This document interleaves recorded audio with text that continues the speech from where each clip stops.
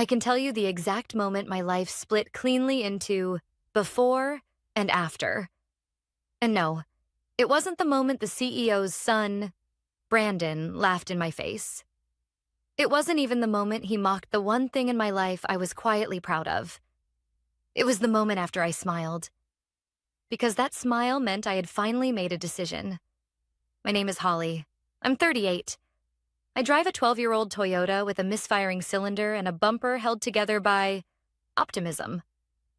I've worked at Meridian Systems for 13 years, long enough to know where every contract, every skeleton, and every inflated invoice is buried. Formally, my title is Senior Compliance Auditor. Informally, I'm the corporate janitor. I fix the messes made by men who treat the company like a playground, and the employees like props. That night, the night this all began, I was standing in the corner of the company's annual Innovation Gala, pretending my cheap cranberry soda was champagne. Everyone else was dripping in designer suits and dresses that cost more than my rent. I wore a simple black dress and my coat. God, the coat. Dark green wool, slightly frayed at the cuffs, one button missing. Thrifted for 18 euros 4 years ago. Warm. Practical. Mine. I had it draped over my arm because the coat check was full. That coat would become a symbol before the month was over. But that night, it was just something for them to sneer at. Enter Brandon. He swaggered over, oozing the confidence of a man who had never worked for anything in his life. Tall, handsome in an over-groomed sort of way, hair too slick, watch too shiny, smile too cruel. The heir to the company, but allergic to responsibility. He tapped my coat with 2 fingers like it might contaminate him. Saving up to finally buy some better clothes, Holly? He laughed loudly. Or is this one of those vintage charity shop chic things? Can never tell with people like you. People like you. Invisible, unimportant, replaceable. The room chuckled, because laughter is easier than morality. I kept my voice flat. It's durable. He snorted. Sure, looks like it survived World War II. Planning on upgrading anytime soon? Behind him, 2 board members' wives smirked. A few junior analysts pretended not to stare. Someone whispered awkward under their breath. Brandon leaned in, smirking. So, seriously, what are you saving for? A new coat? A new car? Maybe a haircut that doesn't look like you do it yourself in the bathroom mirror? He expected me to shrink, to apologize, to play the part I'd played for years, the quiet, diligent worker who never pushed back. But he didn't know something. He didn't know what I'd been building. He didn't know what I owned. He didn't know who, exactly, he was laughing at. I looked him dead in the eye. No, Brandon, I said clearly. I'm saving to take over this company. Silence. A delicious, perfect silence. Then he burst out laughing. Loud, theatrical, wiping tears from his eyes. You? He wheezed. You're saving to take over Meridian? Oh, that's rich. Someone record this. Holly's become a comedian. People laughed with him. People always laugh with power. I didn't. I didn't even twitch. Because I wasn't joking. And because I already had step 1 secured. I walked away from him, slipping on my coat, buttoning it all the way up to my chin. It felt like armor. I left the gala early, slipping out before the CFO stumbled onto the stage for another forced joke about leaner budgets and fatter profits. Outside, the December wind stung my cheeks. I didn't mind. It woke me up. It reminded me of who I was and what I had survived. I sat in my old Toyota, engine coughing like an elderly smoker, and pulled out the folder I kept hidden under the passenger seat. 5 years of off-record audits. 3 years of quietly accumulating non-voting B-class shares every time the stock dipped. 12 years of knowing exactly how this company actually operated, and exactly how to break it open. Brandon thought I was saving for clothes. He had no idea the size of the storm already forming above him. He had no idea that I wasn't just an auditor. He had no idea that I was done being invisible. 1 month from that night, I would sit at the head of the boardroom table. And Brandon? He would stare at me like the ground had vanished beneath his feet. But none of that mattered yet. Tonight was simple. Tonight was the beginning. I turned the key, engine sputtering to life. Game on. I whispered into the darkness. The coat's collar brushed my cheek like a nod of approval, and the first domino began to fall. People like Brandon thought power lived in corner offices, expensive suits, and the smug confidence of inherited authority. That wasn't true. Not in Meridian systems, not anywhere. Power lived in the shadows. In the spreadsheets, no one double-checked. In the signatures, executives didn't remember signing. In the small, unglamorous details that built the company's foundation brick by brick. And for 13 years, that foundation had been mine to sweep. The Monday after the gala, I arrived at the office early, 6:42 a.m., before the lights were even on. The cleaning crew was still making their rounds. I nodded to Elena, the janitor who worked the early shift. She gave me a tired smile. "You're in before the coffee again," she said. "Bad habit," I answered. "Or a good one," she murmured. "Some people see you, even when the rest of the world calls you invisible." My cubicle sat deep in the compliance department's back corner, affectionately called the bunker. No windows, 2 flickering ceiling lights, a row of aging gray file cabinets that creaked open like arthritic knees. This wasn't where power usually lived, but it was where I had found it. I booted up my terminal and unlocked the encrypted folder buried beneath layers of innocuous files labeled Archive Annual Tax 2009. Inside were the tools of quiet rebellion. 12 years of discrepancies, internal memos executives assumed no one would ever read, legal agreements forgotten by everyone except me. Now that the decision was made, now that the first domino had tipped, I needed allies. Not many, just one to start. And I knew exactly who. Linda Cho, senior board member, former CFO, widely considered the only adult in a room full of posturing children. She had always been polite to me. Too polite, in fact, for someone who supposedly didn't know my name. But I knew hers. I also knew she distrusted Brandon. He treated her like a relic. And I knew she read every line of every financial packet before board meetings. She didn't tolerate sloppiness, which meant she was secretly drowning these days, because Meridian's books were no longer sloppy. They were fraudulent. Before approaching her, though, I needed proof that could crack the shell. I opened a folder labeled Debt Rotation, Phase 3. Numbers glowed on the screen. They told the story of a company spiraling quietly toward collapse, not from market conditions, but from arrogance. Meridian had taken out 3 short-term high-interest credit lines to cover strategic expansion. In reality, those expansions didn't exist. The money had been funneled into shell subcontractor payments that circled neatly back into accounts tied to Brandon and 2 of his closest executives. No one had noticed because Meridian was large, and large companies hide their rot well, unless someone has spent 13 years memorizing its scent. I printed a 3-page summary. Nothing explosive yet, just enough to raise the right eyebrows, and slipped it into a manila folder. I placed it in my coat pocket. The coat always came with me now. It felt symbolic, like each thread was woven from the choices that had brought me here. At 9:03 a.m., I headed upstairs to the 12th floor, the executive wing. The carpet was thicker there, the air colder, the lights warmer. A different world. Linda's assistant nearly jumped when she saw me. "Oh, Holly, hi. Do you have an appointment?" "No," I said gently, "but I think she'll want to see me." She hesitated, then knocked on the glass office door. "Ms. Cho? Holly from compliance is asking to speak with you." There was a pause. Then, unexpectedly, "Send her in." Linda stood from her desk, crisp suit immaculate, glasses perched at the edge of her nose. She was in her late 50s, elegant, deliberate, observant in a way that made you feel she saw 10 things you didn't know you were showing. "Holly," she greeted me. "To what do I owe the surprise?" I handed her the folder. She opened it, read silently, read again. Her eyes lifted. A flicker of something sharp passed through them. "Does Brandon know you have this?" she asked. "No." "Does the CEO?" "No." "And do you," she continued slowly, "have the rest of the documentation that connects these transactions to the shell companies promising cloud integration partnerships?" I didn't answer.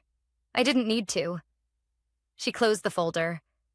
Her voice was low, steady, and far more serious than I had expected. "Holly, this is dangerous." "I know. You could lose your job." "I'm aware." "You could ruin the company." "No," I said softly. "I can save it." She studied me for a long moment, really studied me. Then she said something I will never forget. "People underestimate you, don't they?" "All the time." "Good," she said. "Underestimation is a kind of armor." She handed the folder back. Then she leaned closer. "Bring me everything," she said. "Every file, every inconsistency, every signature. If we move on this, it must be airtight." "Why?" I asked quietly. "Why help?" Linda exhaled, gaze drifting briefly to the framed photograph on her bookshelf. Her staff from the acquisition team, smiling years before Brandon arrived to dismantle their work. "Because I've watched this company rot from the inside," she said. "And because someone finally has the courage to pick up a scalpel instead of a broom." My heart thudded in my chest. One ally secured, one board member ready to listen. The second domino fell. And upstairs, behind a closed office door, the CEO's son had no idea the ground beneath him had just shifted. If the humiliation at the gala was the spark, and approaching Linda was the first controlled burn, then what happened next was the moment the flames stopped being mine to manage. It happened on a Wednesday, at exactly 11:18 a.m., when two shadows appeared at the edge of my cubicle. I looked up.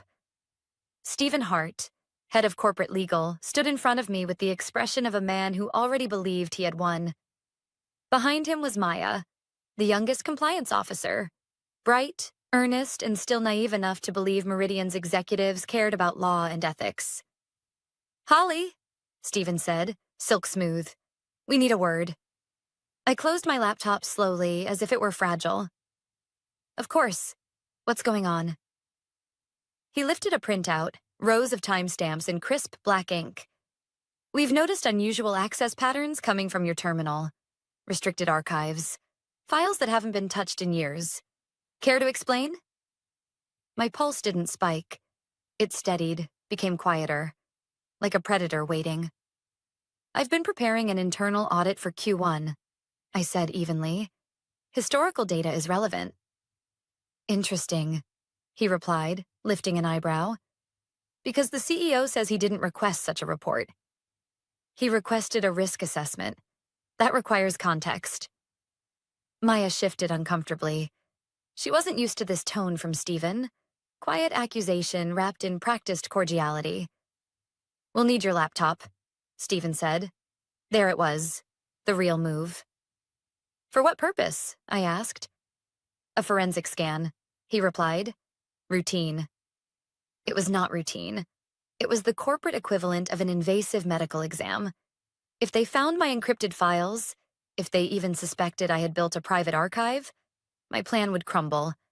But they wouldn't find them. The documents were no longer on the laptop. I had moved everything days earlier to an external drive stitched into the lining of my coat. Ironically, the very coat they mocked was now the safest vault I owned. Still, I didn't let that comfort show. "Here," I said, unplugging the laptop and handing it over. Stephen held it with the satisfaction of someone who believed he had just cornered a vulnerable opponent. "Until this is resolved," he added, "your access to the internal network is suspended." I nodded politely. "Understood." He lingered a moment longer, tilting his head. "If you're hiding something," he said softly, "don't." He left with Maya trailing behind him, her expression apologetic. When they were gone, I leaned back in my chair and exhaled slowly. Not fear. Calculation. At 1:05 p.m., while I sat reorganizing paper files just to keep my hands busy, my personal phone vibrated inside my coat pocket. From unknown subject. He's panicking. I didn't need a signature. Linda never signed messages she didn't want traced. The email continued.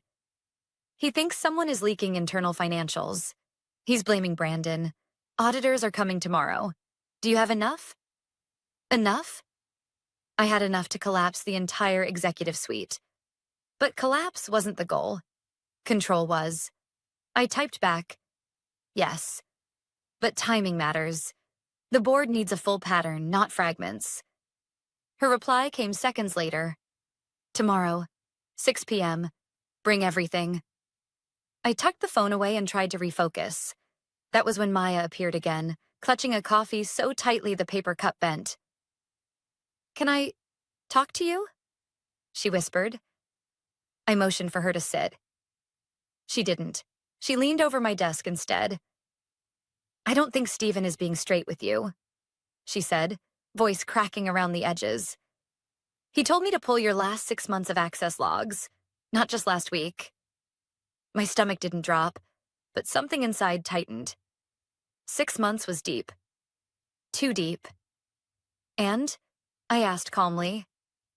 She swallowed. I couldn't find anything unusual. Your logs look normal. Too normal. It's like the system erased large chunks of your activity. I stared at her. I didn't erase anything, I said. I know, she whispered. That's why I'm telling you. Someone else did. A cold realization slid over me. It wasn't Linda. She would never touch anything digital. It wasn't Maya. She was terrified of breaking protocol, which meant someone with high-level access, someone I hadn't approached, someone who was watching me far more closely than I realized, had decided to protect me, or to manipulate me. Thank you, I said softly. She nodded, then hurried away. For the first time since the gala, the ground beneath me shifted, not from fear, but from uncertainty. My plan depended on quiet precision, hidden movements, controlled timing. But if someone else had stepped into the game, someone powerful enough to erase network logs, it meant the boardroom wasn't the only battleground anymore. Someone else was preparing for war, and they wanted me to stay in the fight. By Thursday afternoon, Meridian Systems felt less like an office and more like a pressure cooker ready to split at the seams. People walked faster, whispered quieter, stared longer at closed doors. Bad news has a way of soaking into the carpet before it ever reaches the emails. And today, the air was saturated. I spent most of the day pretending to work while waiting for 6 p.m. to arrive. My meeting with Linda, the moment everything would turn from preparation into execution.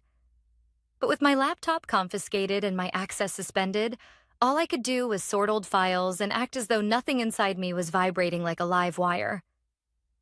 At 4:10 p.m., the vibration intensified. Brandon appeared on the finance floor. He never came down here.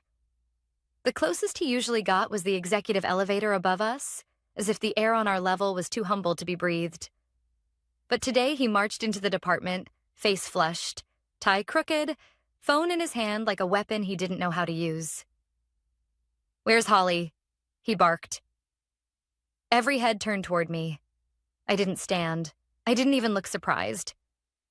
I just folded my hands on my desk. "Right here." He stormed over, leaning both hands on the edge of my cubicle as if trying to corner me inside it. "Did you talk to the board?" he demanded. "Did you tell them something? Because they're asking questions they shouldn't be asking." "No," I said. "Not yet, anyway." His eyes narrowed. "Don't play dumb. Someone's been feeding them information about procurement accounts and offshore transfers. And it started right after your little performance at the gala." Performance. That was one word for it. "I don't know what you're talking about," I said calmly. "Yes, you do," he snapped. "And I swear to God, Holly, if I find out you've been snooping..." "I'm a compliance auditor, Brandon." I cut in. "Snooping is literally my job." For a moment, he froze. Then something unfamiliar appeared on his face. Not anger, fear. It flashed for less than a second, but I saw it. He'd made mistakes. He knew it. And he was finally realizing that a person like me, the nobody, could connect dots he didn't even remember drawing. He lowered his voice. Look, just stop, okay? Drop whatever you're doing. You don't know the whole picture. You don't understand what's happening behind the scenes. Then explain it to me, I said. His jaw twitched. I don't owe you anything. No, I said. You owe the company everything. That struck him harder than the gala line. He straightened up, exhaled sharply, and stepped back. You're making a mistake, he said. Walk away. He left the floor without waiting for my response. I sat quietly as the whispers began. Colleagues darted glances at me, unsure whether to be impressed or terrified. Probably both. At 5:52 p.m., I slipped my coat on and headed upstairs. Linda's office was dim, lit only by a desk lamp and the evening glow filtering through the floor-to-ceiling windows. She wasn't alone. Seated across from her was Gregory Shaw, the longest-standing board member and the only person who regularly challenged the CEO with actual data during quarterly reviews. He was in his mid-60s, sharp eyes, no patience for corporate theatrics. He looked up as I entered. So, he said, this is the one who's been digging. Linda motioned for me to close the door. I did. Show us, she said. I reached into my coat, my constant, quiet ally, and pulled out the external drive. I plugged it into Linda's laptop, opened the encrypted folders, and began walking them through 12 years of corporate decay. Unreported liabilities, shell company invoices tied to offshore accounts, personal expenses hidden as R&D investments, loan renewals written to hide the fact that Meridian was, financially speaking, a hollow building with a fresh coat of paint. Gregory's face hardened with every page. When I finished, he sat back, rubbing his temples. That idiot is going to take us all down with him, he muttered. And his father... God, he has no idea. He does now, Linda said quietly. I told him this morning we needed an emergency board session. Gregory stiffened. And he agreed? He didn't have a choice, Linda replied. The auditors arrive tomorrow. The ship is sinking. They both looked at me. Holly, Linda said, these files, if the CEO finds out you have them, he will retaliate. We need to protect you. I don't need protection, I said softly. I need the board to see the truth. And they will, Gregory said. But we need one more thing. What? Voting power. I felt it then. The shift. The click. The moment the game changed shape. Linda, Gregory said, turning to her. Do we have enough to call for removal proceedings? We're close, she said. Very close, but we need one more vote. The CEO's son is already rallying loyalists. Gregory looked at me. Can you get us what we need? My throat tightened, not with fear, but with certainty. Yes, I said. I can. They exchanged a look, a real one, the kind that acknowledges a line being crossed. Linda closed her laptop slowly. Then we proceed tomorrow. As I left her office, the hallway felt colder than usual. Brandon had said I didn't know the whole picture. He was right. But he had no idea how fast I was learning it. And he certainly didn't know that tomorrow, the board would hear the truth. From a woman in a worn green coat who had finally stopped cleaning up other people's messes. Tomorrow, I would be the one making the mess, and they would be the ones scrambling to survive it. The following morning, Meridian Systems felt strangely still. Not calm. Calm is gentle. This was the tight, breathless stillness before a storm breaks open. People didn't make eye contact. Nobody lingered at the coffee machines. You could hear the hum of the air vents from across the floor. Everyone knew something was coming. Nobody knew what. At 8:47 a.m., an email hit every executive-level inbox. Emergency board meeting, noon, attendance mandatory. Subject: Leadership Review. I didn't receive it, of course. I wasn't on that list, but Linda forwarded it to me with 3 words. It begins today. I spent the next hours pacing the empty conference room on the floor below the boardroom. Waiting in a cubicle felt too small, too quiet, too much like the woman I had been for 13 years. At 11:58, I slipped on my green coat. Today it didn't feel like armor. Today it felt like identity. At 12:03, I walked up the stairs toward the executive level. I didn't know who had wiped my access logs 2 days earlier, but the timing of it made sense now. Someone up high, someone I hadn't spoken to yet, wanted me to reach this moment alive. Wanted the rot exposed. Wanted the dynasty that had crippled Meridian to fall. The hallway was lined with anxious assistants pretending to type while listening to muffled shouting behind the boardroom's frosted glass wall. Then, at 12:14 p.m., the shouting stopped. A single voice erupted, deep, furious, shaking with disbelief. Brandon. This is a setup. She's lying. I want her in this room now. For a moment, I froze. They were talking about me. Before I could decide whether to flee or push forward, the door swung open. Gregory stood there, expression unreadable. "Holly," he said. "Come in." I stepped inside. The room was a battlefield. Chairs askew, papers scattered, faces pale.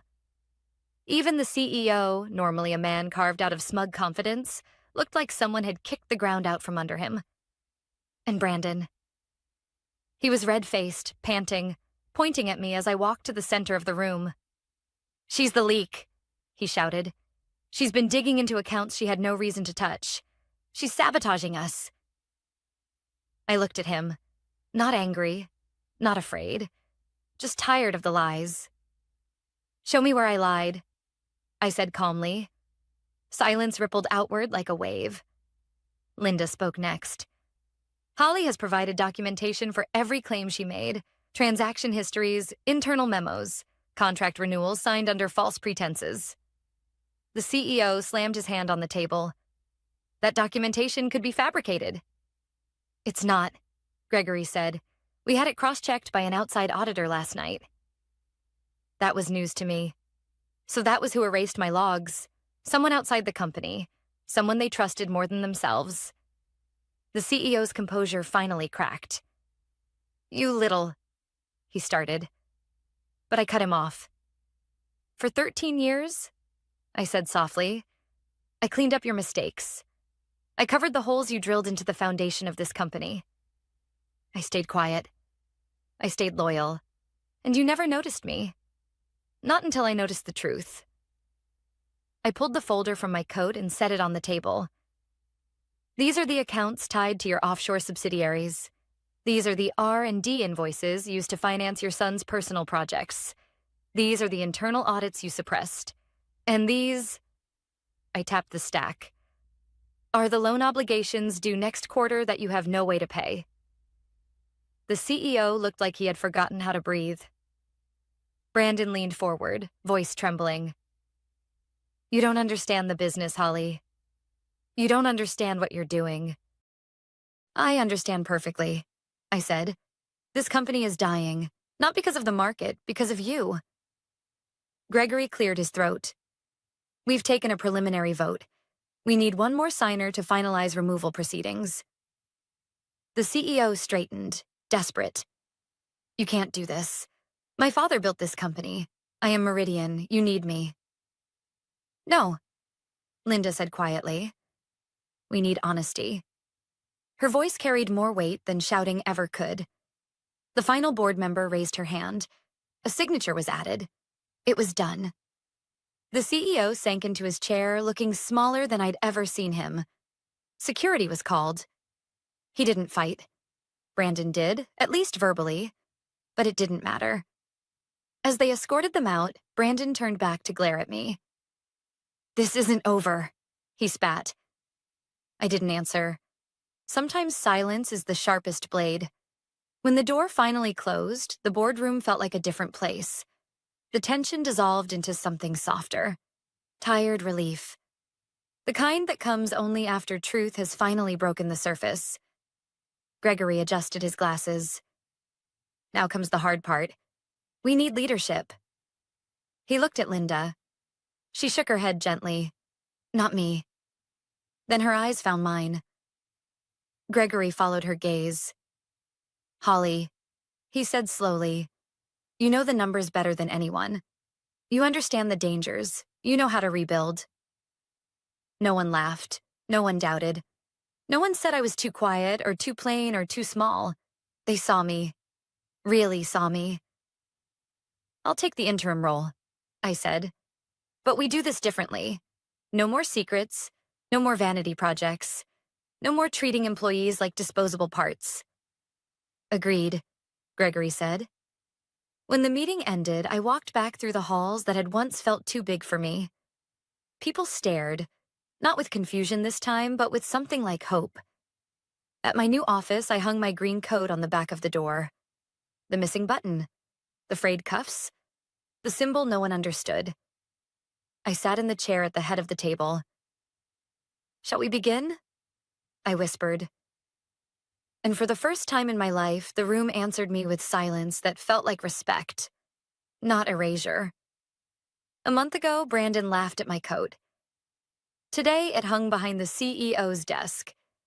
And that look on his face, I would never forget it.